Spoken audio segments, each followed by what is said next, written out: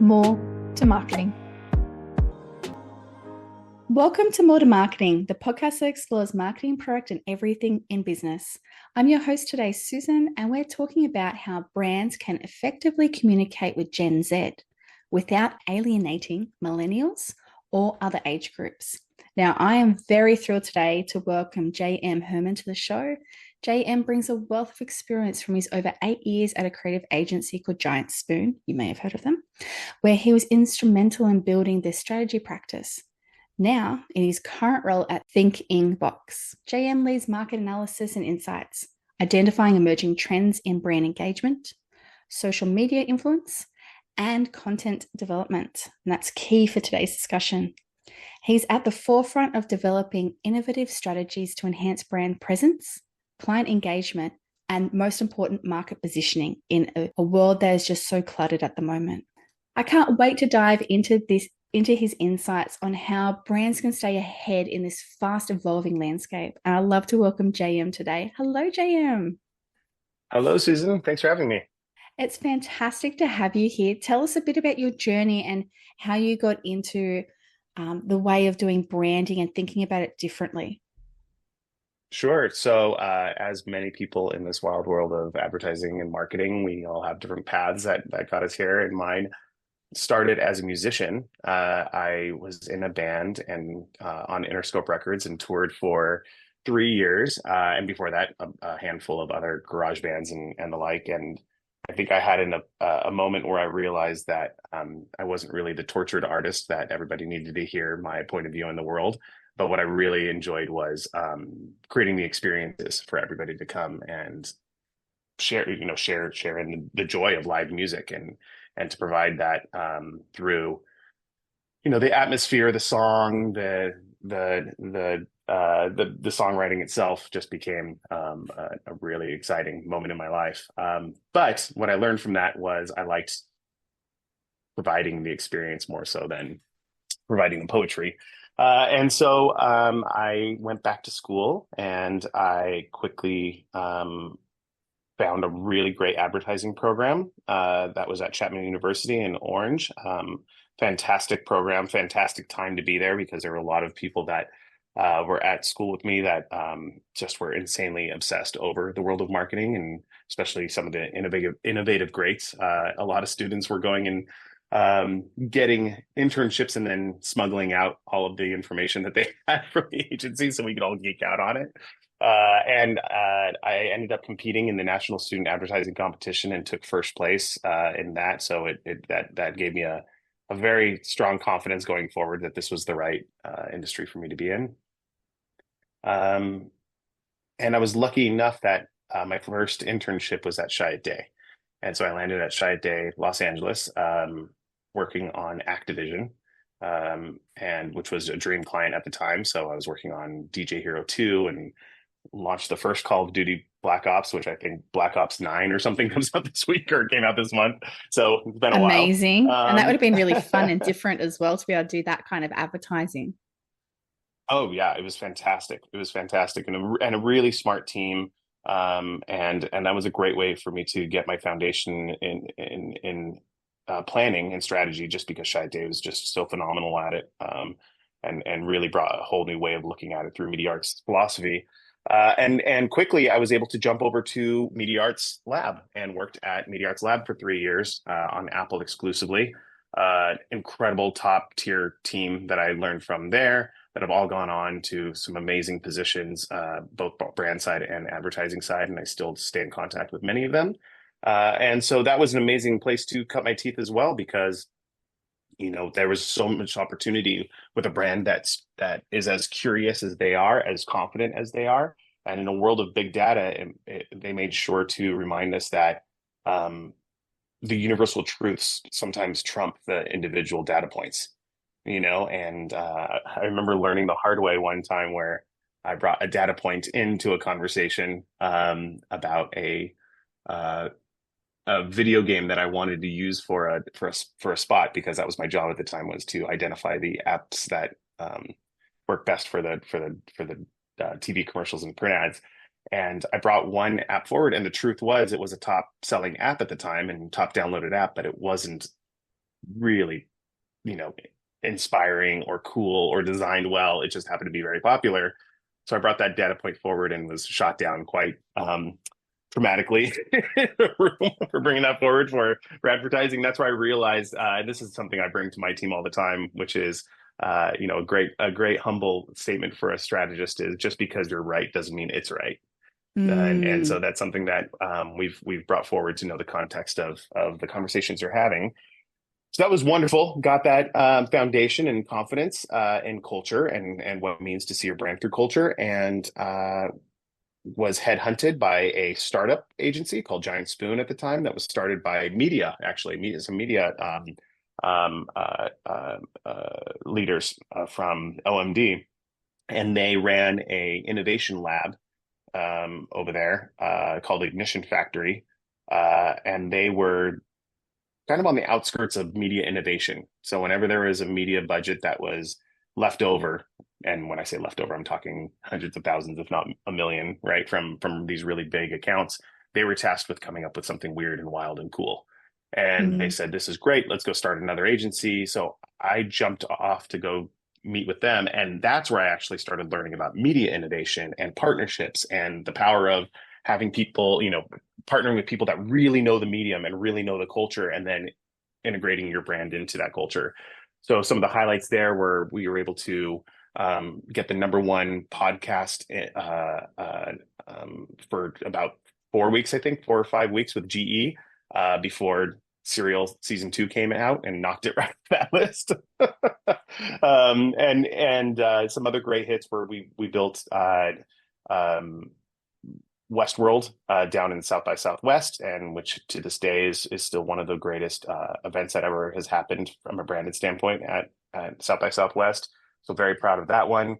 And then a multitude of awesome smaller integrations and amazing media integrations that we did across NBC Universal and almost every major studio out here in Los Angeles. And so that was a very interesting way to take on strategy, which was moving away from this idea of having to be a full brand strategist and think holistically about crafting this entire brand, but finding this cultural moment to program the brand into, Mm.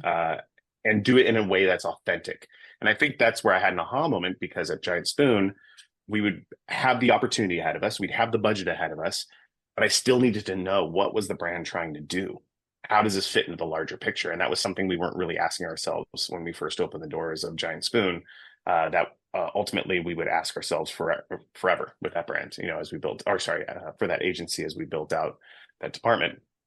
So I was there for about 9 years, and then I was feeling like it was time for something else, and I guess I really liked building, and Giant Spoon at that point kind of had a rhythm going. And so I knew Thinkingbox and Amir, the CEO here, met him about 3 years into my Giant Spoon relationship, because they were partners often with us, and they were makers and doers, and they were the ones that would execute really amazing digital platforms, experiential extensions, and activations. So I knew their ethos and their what they were trying to achieve in the world, and which was making really cool things. And I think that was a little bit of the difference that I saw with Giant Spoon, where they're very good at making some things, but then they would have to, like every other agency, they would go and have other people realize the ideas. And so I felt like that was the next natural evolution, is I wanted to sit with the makers, Yeah. and the people that were the last ones Have to more touch the last have brand more point. control Yeah, over it as well, and be able to be more involved and immersive in the experience. exactly. Nice about Thinking Box is, we've now figured out what it is we're trying to bring to the world, because they didn't have any strategy department at Thinkingbox at the time I joined, and so now I've grown that out to be to include about eight. Are we at 8 or 9? I think we're just expanding out to 9 now. Strategists that are across social with our sister agency at Antisocial, and Thinkingbox, which is more integrated brands and brand strategy. And what gets really exciting about that from the Thinkingbox side is we just call ourselves a brand experience agency, because that's really what we're looking to do on both ends of the spectrum, right? Which is Mm. either at the integrated level, and a brand can come to us and we just think holistically about how this brand can come to life, investigating why, their purpose, and figuring out how that translates out into culture, no matter the medium, right? So you can see this combination of that strategy that came from everywhere before.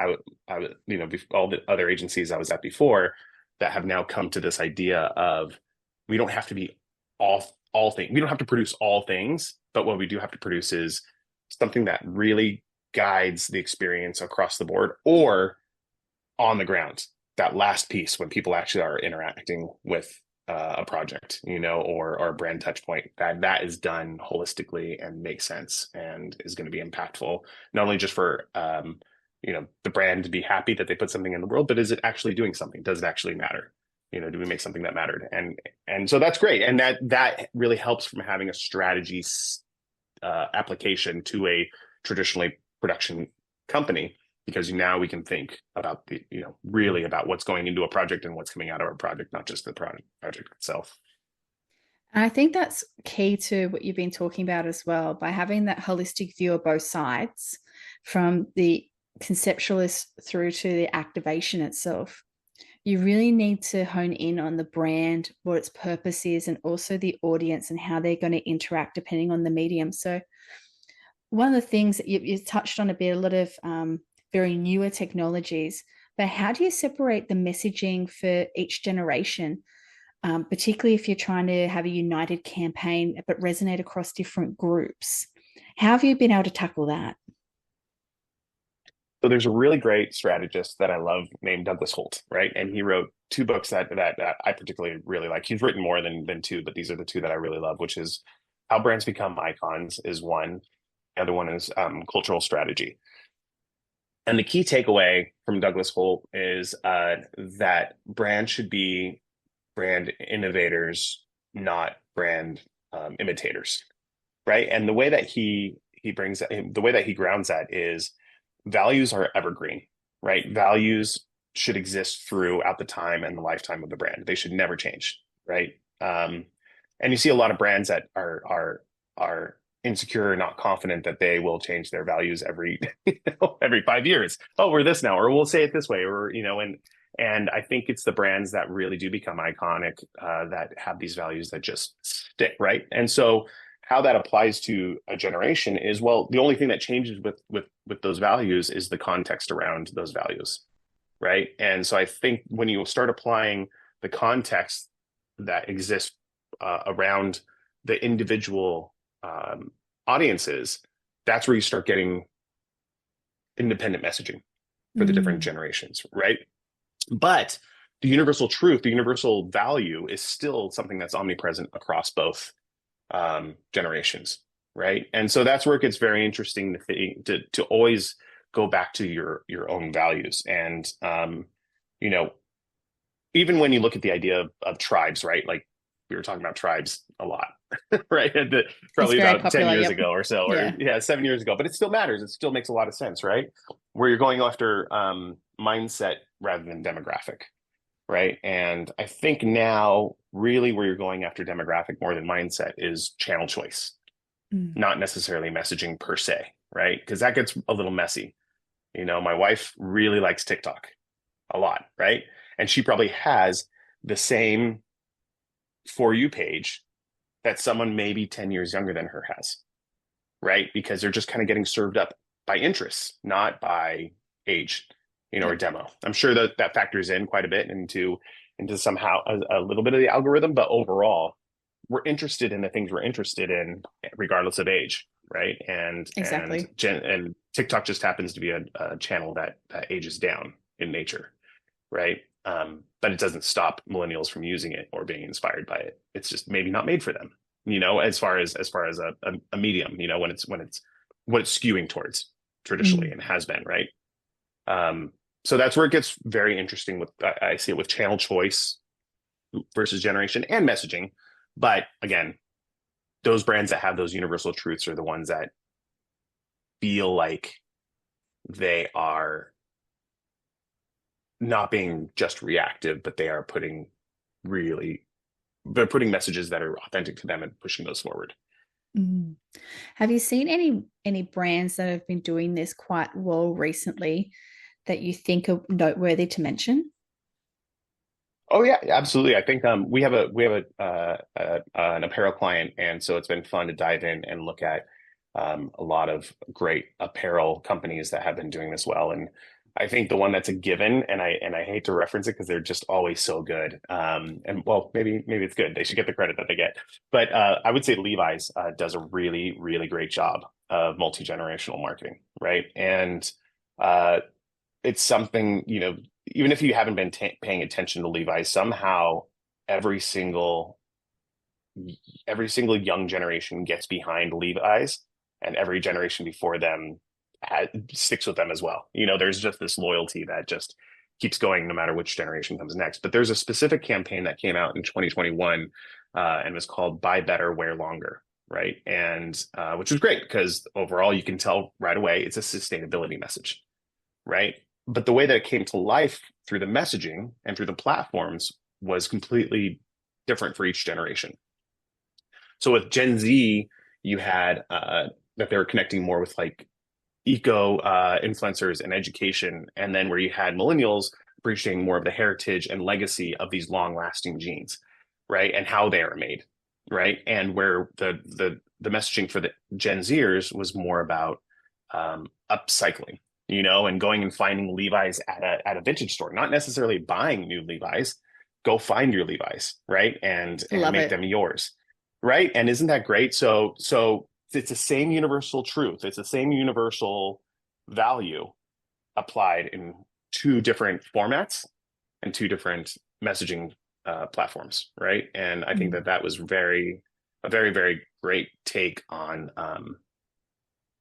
something that was very Levi's and did not feel trendy. It didn't feel like it was part of a trend. It just felt like something they believed, and the context around it now is upcycling is sustainable, and the way that we actually source our materials and build our genes is sustainable, right? And going And back to the just a values. fantastic, Yeah. yeah, exactly, going back to the values. And also and through the messaging, that's where you start seeing the other values take uh um you know uh come to fruition as well. And I think that they're just different volume knobs that get turned up. Mm. So for Gen Z, it's going to be a little more irreverent. It's going to be a little bit more Gen Z in nature, right? It's going to be a little bit more probably diverse and inclusive, right? With how they're representing the brand.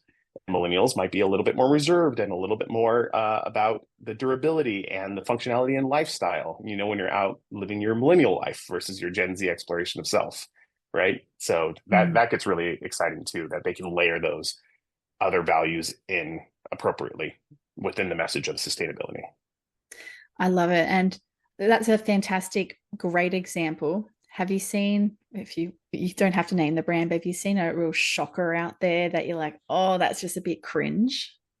I would say there are probably so many brands that we could probably point to that are really chasing trends, right? And so what you see is this low-hanging fruit of reactive social, Just right? So kind they of kind jump of on need board. something to happen in social and jump on board, exactly, Mm. right? And we've all seen it when the Academy Awards happen and we get these funny, moments that just get chopped up a million different ways with different million brands, and you just layer copy into the same joke that's going around everywhere else. Well, okay, that's one way to find a connection, and obviously you're speaking to one demographic over the other, but I think it's not providing any value except for a smirk, right? Yeah. I think there's some brands that do that very well, like when you look at an Arby's, right? Or When they're Wendy's, right? Like cheeky, it they makes got really sense. good when they're cheeky, and they're cheeky brands, right? And I think if they don't really have a lot else to say, because they are what they are, and people know who they are and value them for what they are, then they take on a personality elsewhere, and do it another way. And this isn't anything new. It's just, are you carving out new space for you to have that cheekiness? Or are you doing the cheekiness just like everybody else? Right. And that's where I think the difference is. And I would say, even when you look at Coca Cola, sure, it's sugar water at the end of the day, but it also is the happiness company. So they look at happiness and go, okay, how are we going to bring happiness forward? And so you would expect that Coca-Cola probably wouldn't just do a meme, and jump onto a trend, but it would use the medium to create something new, or take that meme and then push it forward, but make it theirs. Memify those and push those forward rather than, hey, let's take the Academy Award image and layer our brand on that, and then now try to make it make sense. So Mm. I think that is probably what brands need to do really well going forward if they're going to jump onto this reactive and low hanging fruit effort to connect with these cultures by sending out these signals of, we're using this medium and we're using this language that you're using with your friends. They have to figure out how to make it theirs, and push it and not elevate, but progress the conversation, progress progress the meme, progress the joke. And it's that authenticity as well, making that it actually does make sense with the brand, who they are, so that there can be that connection. Because otherwise, they become the butt of the joke or get ignored. Mm-hmm. Yeah, absolutely. Now, with the Gen Zs, you've mentioned already that they're really about transparency, authenticity, and everything. How can brands deliver these qualities while still maintaining their established brand that they've had for quite a while with those older audiences? What's that balance that they could look at? I think one of the things we have to look at is look at the word, authenticity in general, because I think we throw it around a lot, and these ideas of trust and transparency, and they are interchangeable, and they aren't. I think they're applicable differently as well, right? So when you talk about authenticity in that Levi's example, for the Levi's campaign, for example, is you have authenticity comes to life for Gen Z in ways that are, when they say transparent, it's not necessarily like, show us, how your jeans are made, show us your eco impact. To them, it's more about the rawness. And does it feel like the brand is being transparent in the way that they're talking to me, that they don't feel like they have an agenda, that they don't feel like that this is coming from, um, from marketing studies and that I'm just a number, that they really are just, hey, look, here's a crack open into our world. This is what it looks like, whether you're watching or not. Does it feel like that? And that is a transparent relationship, right? To Gen Z. Transparency and trust in millennial would be more about, is this a good company? Are they Mm. doing good in the world? Is the world better because they exist today? Right. And so it gets a little tough when you read these reports and it says, hey, Gen Z's value sustainability over everything else. You know, let's just say, or I'm more willing to buy a brand if they have an investment into sustainable practices. It could lead you down the wrong way if you don't see the context in what that means, and I think we do have a lot of baggage we're carrying as marketers from millennials, where they were probably the most vocal about pointing out corporations' impact in society and culture and in climate change. Uh, and we apply a lot of those same things we learned onto Gen Z if the words are similar that we're seeing in Gen Mm. Z. But I think it takes an extra effort to realize that's not what they're saying. They're not the same. Even though they do value trust and transparency, it's not the same in the way that they're expressing it and what their expectations are, I or think their that's expectations on how they're going to interact with the brands. yeah, I think that's a really key point because yes, we look at those words and we go, okay, Gen Z is really wanting everything to be transparent, but how are they interacting with that? What are they actually trying to talk to and show? And the other piece of me is a bit divided, going, is it just because it happens to be what influencers are wearing? They happen to buy those clothes. So it's being tagged against them, but they don't really maybe care, or they may have different viewpoints. They just happen to like that piece of fashion, or they might just Mm-hmm. want to eat there because it tastes really yummy. Right. And also, I think that a lot of these studies are preferences, but not deal breakers. We treat them as deal breakers and their preferences, right? And if you look at a lot of TikTok advertising right now, some of their top performing advertising is not around social good and is not around impact and is not around these things. It is an entertaining little blip of some product you've never heard of in your life that looks like it has functionality.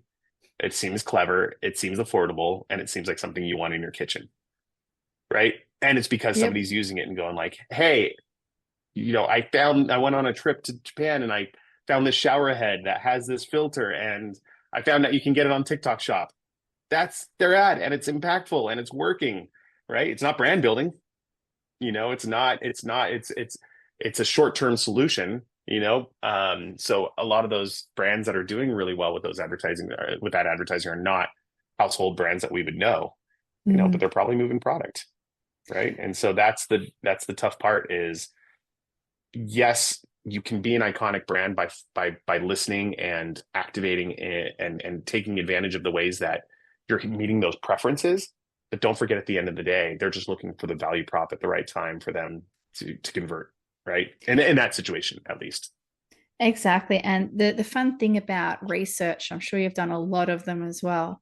People will say yes, particularly different generational gaps will go, yes, I really, really want to back a brand that's got social impacts, that plants trees, that does all these amazing things. But then when you follow those same individuals for their habits, what they actually do, they just go for, as you said, the value prop, maybe what's cheaper, what's more convenient, what's easier to get to. And that, even though they Mm-hmm. said that was their number one priority, was the environment, they didn't actually care about that when they made the decision. It was based on something completely different in the moment. Mm-hmm. Yeah, and I mean, I think that's where these larger brands, not even just larger brands, just brands in general, that's where they do have to put themselves. Um, they have to make sure they understand where they're coming from if they want to have loyalty and longevity and growth, right? Is really investing in brand. Um, because it can't be swayed by programmatic and the TikTok conversion rate because that is really appealing and it works. And I'm not saying it doesn't, um, but it works for the brands that are flipping products fast versus brand Yes. building, right? For longevity and growth. And so that's a fight that we um, are constantly uh, standing on one side of the line for or against, right? We really, really do believe in the experience of brands. We Mm. really do experience, and that's holistic experience, right? Um, really believe in that, and really believe in investing in long term um, loyalty building versus just these one off conversion moments. Exactly. And I suppose you've seen a lot more of this than I have, but you've spoken a little bit about the risks that happen if you chase these one moments. But what else have you seen in those moments where people are really trying to just chase the one-off moment? I'm really just going to try and jump on this trend. I really want to be relevant in the conversation right now and get my 5% of the moment. What are they losing on the other side? Like, is it the relevance to millennials? Is it um, losing brand integrity? What are they risking by Yeah. doing that behavior? Well, I mean, I think when you boil it down, connection and conversation are things that we do on a human to human basis, right? And I think the same things that turn off people in conversation are the same thing that turn off generations in advertising, right? And when I say that, I mean, when you have a conversation with someone and it feels like they're pandering to you and you're not really learning anything about them, they're just saying the things that they think you want to hear. Um, you can't form deep connections with that person, right? And you don't have common ground and you don't have this connection. You don't connect, right? And you can feel heard, you can feel seen, but you don't really connect with who's on the other side of that conversation. And that's where I think that's the benefit of not chasing these trends and not chasing these moments solely. They can be a medium. I'm not saying memes can't be a medium. Memes are a medium, right? And trends are a medium, right? Really, when you look at it, like if they're momentary. They work for a minute 100%. and then, yeah. Look at And, your and examples you've given, like the Academy Awards, or even if we go into football, the Super Bowl. They're mhm. moments that brands can get behind if it's authentic and part of their conversation. But I But it can't be suppose everything, it's how, right? yeah. Yeah.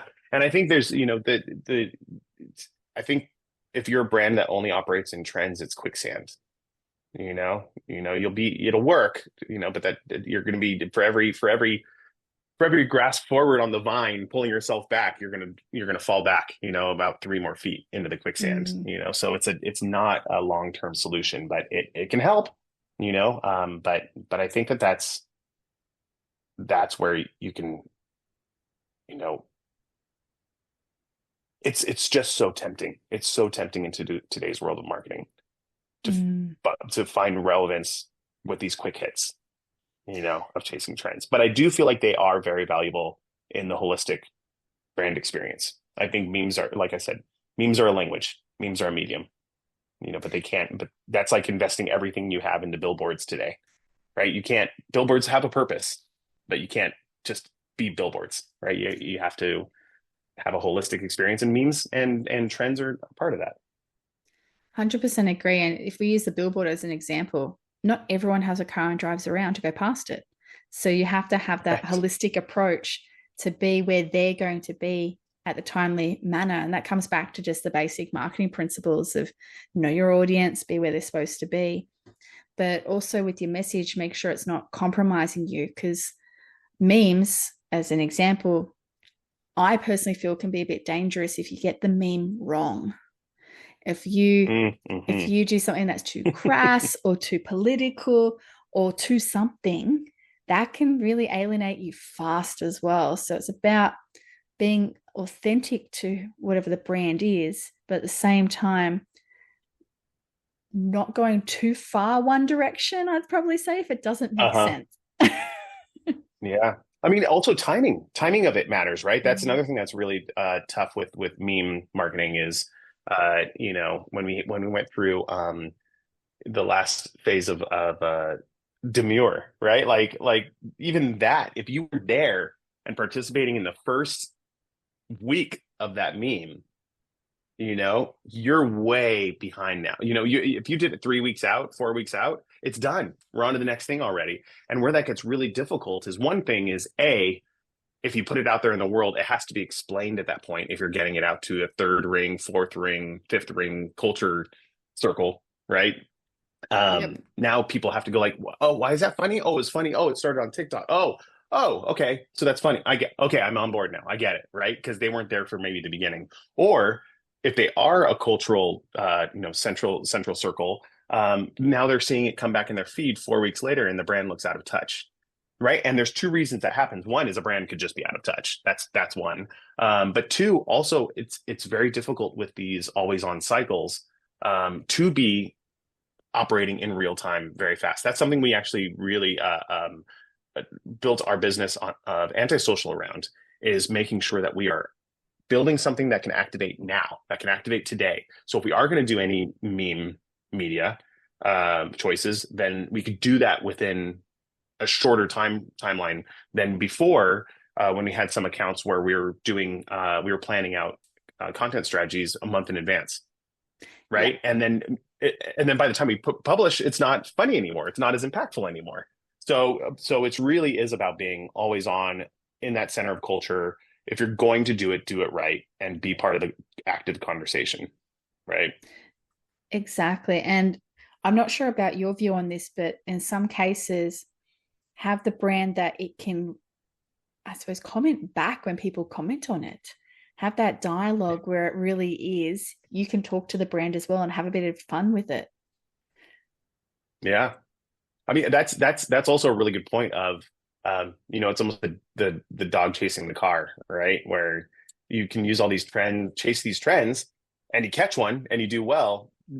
To what extent? Like, did you just get the relevance that you're part of that cultural conversation, or you're right, or do you jump in and you engage them and go like, great, this got traction. Now we're going to pull them this direction, right? And plan ahead to, why does that meme matter? Why this one?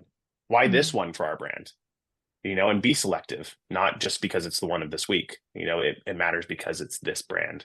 And I think even when you see like that worked very well when it's a brand that let's say with Charlie XCX, right? With Brat, when Brat started really making its way through the channels, there were some brands that were not Brat. that are not they're not Brat, and they're not Very that true. culture. But they went neon green and they did everything and they tried to imitate and make it look, made it feel like that. Where other brands said, "Oh yeah, we're Brat. This is us." And it made sense. And you're like, you are Brat, and you get extra points because you reflected yourself authentically through that. So I think it goes to that idea of brand innovation versus brand imitation, right? You're Mm, not trying to look like other things. You're trying to look like yourself through that other context. exactly. Is there any other points you'd love to share when it comes to really making that balanced approach between Gen Zs, millennials, and all the rest that's worked well for you as maybe a top two tips, high level, that you've seen that people should consider before they try to dive into being, I suppose, a scattergun approach? Yeah, I mean, I think it's about, again, it's about that single human truth. You got to start with that single human truth. When we build our audience profiles, what we'll do is we'll do all the personas, we'll lay them all out just like everybody else does. We'll segment them, but then the last takeaway is what unites them, right? Yeah, And we always do that. We always have a line at the bottom that says, "Here's what they have in common. Here's what unites them," which doesn't mean that's the campaign. It doesn't mean that we're going to go after just this one thing that shows that they're all united, but it is an option to look at about what is the human truth that does unite them. Because it might be something that we activate towards, but then it comes to life in different ways for the different segments, right? Maybe makes this is sense. all because it's in the brief, right? It's Yeah. we're still filling it all out, but I think there's a responsibility to show what we have in common more than what we have different. When we approach marketing, and I think we've gotten too hyper segmented because of the data points we have, because of how many ways we can slice up audiences and look at audiences, that we forget about what are the commonalities versus the differences. And it also Exactly. helps us. We can't be all things to all people, right? So we have to figure out and start bucketing these audiences with their propositions and make the many become the few, right? Mm, Of how we approach. And also I think that guarantees, because if we know who we are and we know who they are, again, that's how we're going to create that deep connection, right? yeah, But I exactly. And think it's a all lot of about times that. people don't do that introspection of who they are. Sorry, brands don't do that introspection and feel like they can't let go of who they are when they go into Mm, this put a campaign out in the world. And I think that's something that I hold very, very true and try to empower each one of our brands that we work with is, who are you? What don't they get about you? mm. Because a lot of times they'll say they don't get this about us, but that's okay. We'll get them in by showing that we know them. And I don't agree with that. I feel like we If need you to don't know who know you who you are, are. Let's go do some yeah, brand therapy, right? And we'll get it yeah. out and we'll figure it out together. And then we'll get out in the world and express it together. Hold It'll be good hands, for everybody. kumbaya. Yeah, yeah, exactly. I, and I think one of your examples you gave before is perfect about this whole common, and that's Coca-Cola, all about the fun. So making sure all of Hmm. their campaigns have that fun element to it, because that's what people resonate to, no matter what their demographic, personality, profile is. They've made that part of their common, I suppose, language or culture behind them that everyone resonates to. Right. Yeah, and I think another example that's really great, of trying not to be trendy, but really going off of a trend or an idea that's happening in culture, for example, is what Netflix is doing right now, where they have the Moments campaign, right? It's really new. It's like right, they just released it Yeah, in I October. haven't It's seen great. that. It's so what they did is they had an insight of what's happening on TikTok right now, where a lot of people are sharing copyrighted material from movies, and TV shows, and they'll show you a snippet, right? And so you get a scene, and even if you've never seen the movie, uh, or if you have, it does two things, right? One is it gets nostalgia triggered, and you're like, oh my God, I forgot what a great movie that was, or a great TV show that was. On the other side, it's like, this is so compelling. What is this? And you immediately run to the comments, and it's always a running joke that they'll show, they'll post the they'll post the scene and then never tell you what movie it's from, and it becomes a game, to see if the Yep. commenters are going to make a joke, and name off 10 different shows that are wrong, or if Yeah. there's going to be one that's right, right? So that's always a really interesting journey when you see those. But the insight that Netflix saw, which was great, was, hey, this is how people are exploring content. This is how people are exploring what they're going to watch on Friday night now, and so this Moments campaign was cool in a couple different ways. One is that they connected with obviously they by looking at nostalgia, that connects with millennials. By looking at Gen Z, it connects with, of them wanting to find new content and maybe even have connections to culture, or it's Gen Z sharing their content out to movies that maybe the millennials haven't seen yet, right? So it's this really interesting cross-cultural exchange that happens. But Netflix didn't only jump onto that trend and also start doing cut downs of their moments, but they actually embedded it into the platform now. So in the platform, you can actually hit a moments button, and it will pull a scene and make a short edit of it that you can share out, right? I Which haven't, is I don't think crazy I how don't they've know if I worked got that that out. yet. Gonna have to Yeah, check so that it's out. really, really cool. So they took that meme or that behavior and now made it so everybody could do it, empowered everyone to do it when they're on Netflix to share that out. But then also now they get to, again, like they get to play in that space, but they're progressing it forward, which Yep. I think is just so cool. So anyway, I just think that one's super fresh and very they drafted off of culture, they drafted off of trend and made it theirs, which is great. And it's also showing that in that particular one, they can go across different mediums. So it can be anywhere from TikTok, Facebook, Insta, you name it, even shared via email, I suppose, to be able to get to all audiences, and everyone has some kind of interest in watching shows or movies that they want to share because they want to connect with their friends and go, hey, let's watch this Friday night, or do you remember when we watched that 20 years ago? So it really does bring a Mm-hmm. story that they can share organically and naturally as well. But also Netflix, lucky them, also gets to see a lot of that data behind the scenes as well.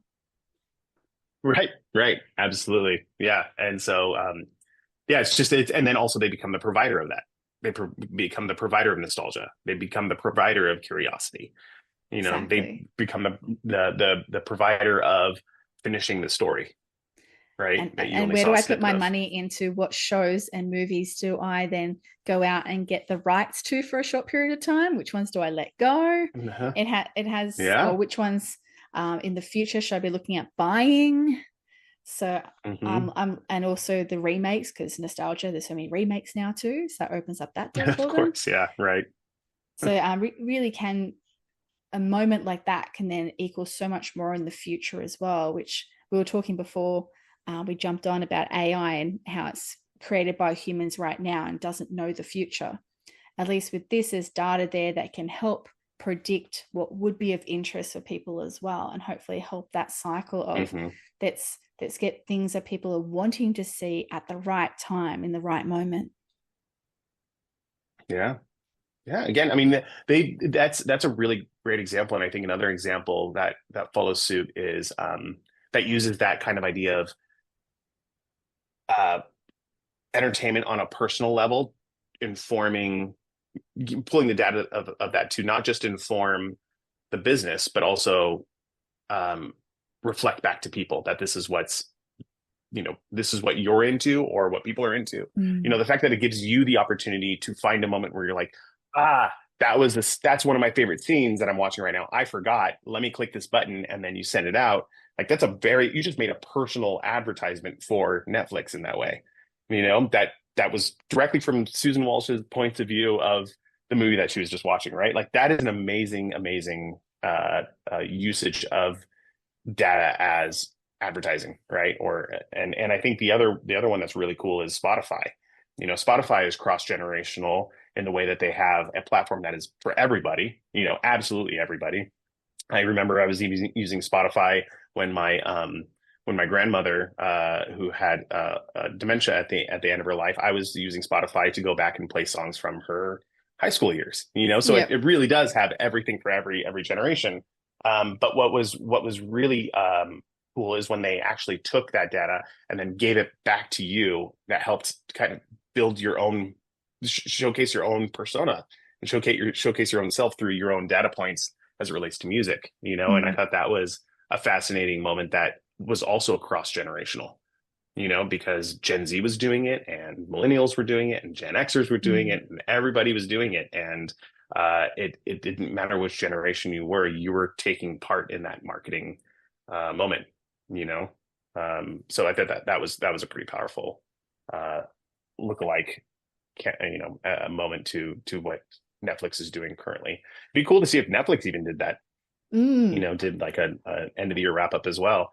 But I think when you see the growth of um, interest-based platforms, that's something that we're looking at these days as well, because as people are having conversations less and less on, Facebook groups and these public forums, and they're going more to discords and things of that nature, you do start seeing these other companies start popping up, facilitating the role around unifying people around their own interests, right? And I think that there's one. Let me see. I got to look it up really quick because I forget uh what company this is. Hold on one sec. Let me see.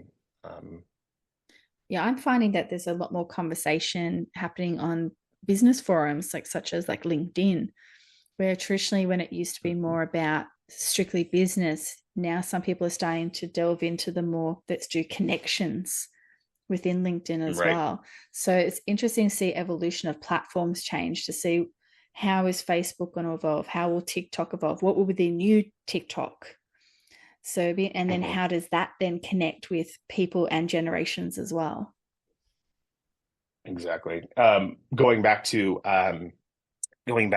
where I was headed with that before. Okay, so as people are going into these closed networks that we don't have any access to, they still have this shared interest, and I think what one thing that we thought when we initially were going into the social network, that we wanted these interest-based social networks, and it didn't really work out when they first launched them. But now I think we're seeing them pop up more and more. And if you look at Letterboxd, right, Letterboxd is a really great example of people who share in film and share in sharing about film. So you can sign up, and then people share when they're watching these videos, and then they can make recommendations to friends. And it's a whole platform that's based on that I think we'll probably see Netflix shift into next. Mm. Is that type of behavior. Yeah, the conversation, keeping it going, and actually having that community Yeah. behind it. I've seen some telcos do something similar where instead of having just basic frequently asked questions, they create communities that don't get paid. They're just people that just happen to love that Mm. telco, and they then have they're given the rights and the ability to be able to answer everyone else's questions that come in. So traditional telco, Yeah. you think boring, they take my money, they give me poor service, but instead they're building a community of lovers behind them that are advocating for them and helping other users come on board. So they're very Right. interesting, the spaces they're going into. But to me, I think that if Netflix does do that, that's a lot more natural, because then you can have that Yeah. conversation more. And generally people are pretty open when it comes to what movies they've seen or what they haven't seen and asking for recommendations. So I think that'd be a natural next evolution for them as well. It's funny, when you were saying that, I was thinking back to this book I'm reading right now, which is Gary Vaynerchuk's most recent book, which was Day Trading Attention, and he talks about the TikTokification of social media, right? And so when you saw TikTok do what TikTok did and blew everybody away, all of a sudden you started seeing reels, pop up on both Facebook and Instagram to try to challenge that or draft off of it. And it created a whole new way to interact with content and people, which was all algorithmic based, right? And the content has to perform for it to even reach you. And that was a Mm. whole new way of looking at social media, right? And these content based platforms.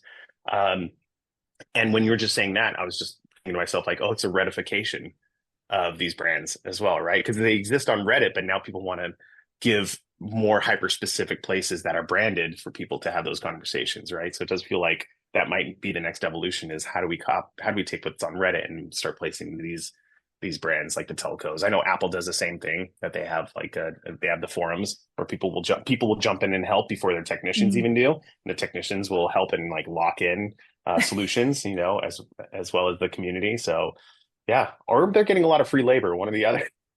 Exactly. Hey, it could be benefit of both. Yeah, yeah, no kidding. Wonderful. Well, I have two questions I'd love to ask at the end. So, my very first one is, what excites you about maintaining branding? What excites you there? Maintaining branding. I think it's because some of the best brands in the world have started because of really great points of view. And it's a bummer to see when they get diluted or lost. It's hard to watch when brands lose their way. Mm. Um, and I love seeing the next chapter of really good brands. I love seeing the next chapter of Nike. I love seeing the next chapter of Apple. I love seeing the next chapter of these incredible brands because they have something good to say in the world that we've already all bought into. And so it's like almost visiting an old friend. Like, hey, what are you up to? Oh, I'm kind of into social justice now.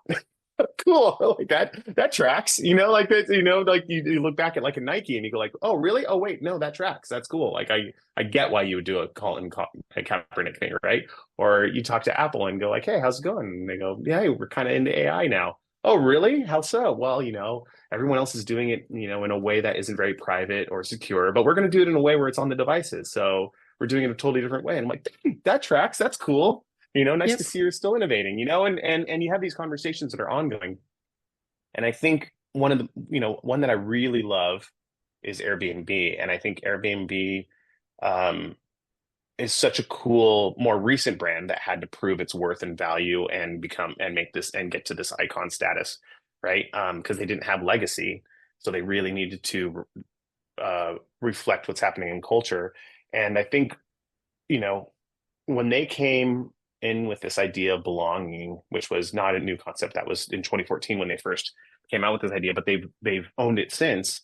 Um, they've really built an expectation of what does belonging mean when you travel? What does belonging mean and now most recently from a fandom standpoint? They went from just originally sleeping on couches. You can belong anywhere, and stay anywhere on a dime. Or you could stay in a house. And then they said, well, it's not about the house, it's about the culture. Okay, so what does that mean? Then it means, well, then if you're going to belong in the culture, that means you should get out of the house and you should actually go exist in the city. Okay, what does that mean? That means that you should try the food, you should try the experiences. Okay, how do we know that that means that you're belonging to that culture? Oh, because we'll make sure we build a platform where it's going to be all locals that can give you these experiences. Fantastic. That sounds wonderful. That makes sense. Then the next thing they just did is this icons campaign, right?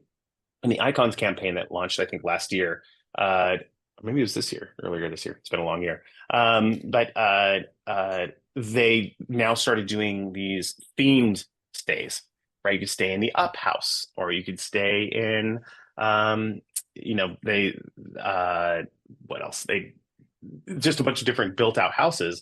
But what I think is really cool is they said it was a statement on fandom, and like you can belong in the upworld. You can belong in these different spaces, that they built out from culture that also stretch beyond Gen Z and millennial as well, right? Is Mhm. when they bring these places to life.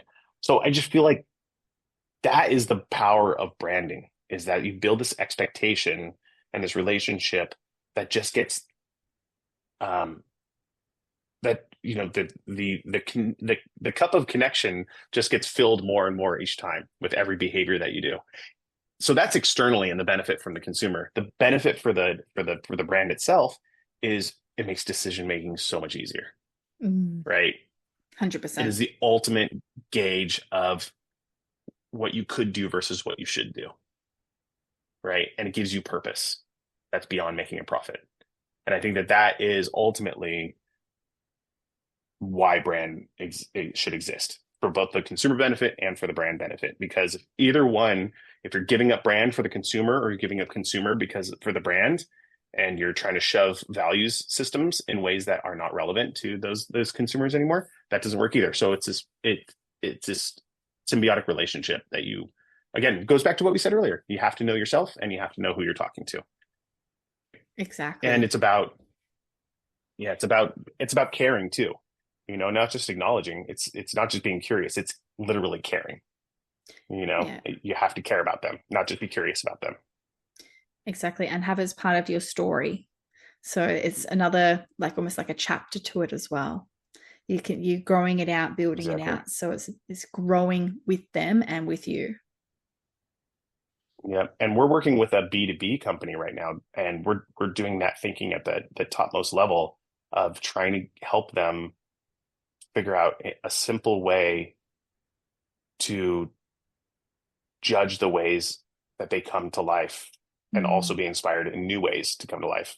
Find new mediums, find new creative, ways that didn't exist before. Don't just on the mediums that exist today. Think about anything, any way that you think is best to come to life. Let's do it. And they're very excited about it. It's a very exciting conversation to have with them. So can't wait to see when that comes to life. Yeah. Me too. My last question, and everyone gets asked this exact same question, and I'm hoping for a good creative one from you, no pressure. What brand, any brand in the world, best represents you and why? I think the purpose that I bring in my profession and just in life is trying to make the most out of experiences. I think that's why I got into advertising as well, is I don't want people to have bad experiences, period, in life. But if they have to see advertising, if they have to see it, then can we make it worthy and enjoyable and a great experience that they'll remember, A, remember, and B, maybe it's actually impactful, right? But that's where I feel like I've always been at my best, is really crafting experiences and being very thoughtful about how to make experiences better. And I don't want that to just be experiential. I just mean any touch point, right? Any brand partnership, any experiential moment, any digital microsite, anything, a meeting with us, a meeting with me. I want it to be a good experience, right? So I would say that Airbnb is probably something that I feel very aligned with. And I think it's because they're thinking holistically about the experience. Like I just said before, right? Like they don't just give you the house, they give you the culture. And they don't just give you the culture, they give you the food. And they don't just give you the food, they give you the experience of meeting somebody. It just goes on, but it's all in service of this idea of belonging and this idea of the best experience you can have in a different location. And that's the difference between a hotel, right? Where the hotel is like, we'll keep you safe and we'll make sure that that your room's clean, and we'll make sure this and we'll make sure that, and we'll take care of you. And that's a different experience. That's a pampered experience in a new culture, right? And this one is more about, no, we want you to belonging feels like, and we want you to feel it. I think that's it too. That's probably why I align with Airbnb. Like they really want you to feel something. Is that genuine when you're there? Not just experience it, but to feel it. Yeah. Feel that genuine experience. And I feel like that's constantly what I'm trying to do with our clients is, get them to, again, not just be curious about a culture, but to care and really visit that culture and really immerse yourself in that culture and figure out how you fit into that culture. Right. And so that's a good one. I'll go with Airbnb. Fantastic. I love it. I love the explanation behind it. And I think it's absolutely perfect for everything you've shared about yourself today. So thank you for sharing that as well. I appreciate it. No problem. I am just doing a little therapy myself here, it sounds like. Hey, it was good then. Yeah. I'm just going to do a quick wrap up for everyone here about what I've learned today. So today we're talking all about how branding can impact depending on what generation you are, particularly to make sure you don't ostracize or do something that would really make a brand feel that they're going against what their true purposes are. So we've talked today about how Gen Z and millennials are a bit different, but really, instead of looking at it from that lens, you should actually be looking at your company first and finding out who you are as a company and brand what your brand represents and what deep connection you're trying to do. Now, you can start some of this journey by looking at who are already coming to you, slicing them up, finding out personas, segments, and all those little things that we do when we get the data. But really, we should be looking at what is the common element that brings them all together.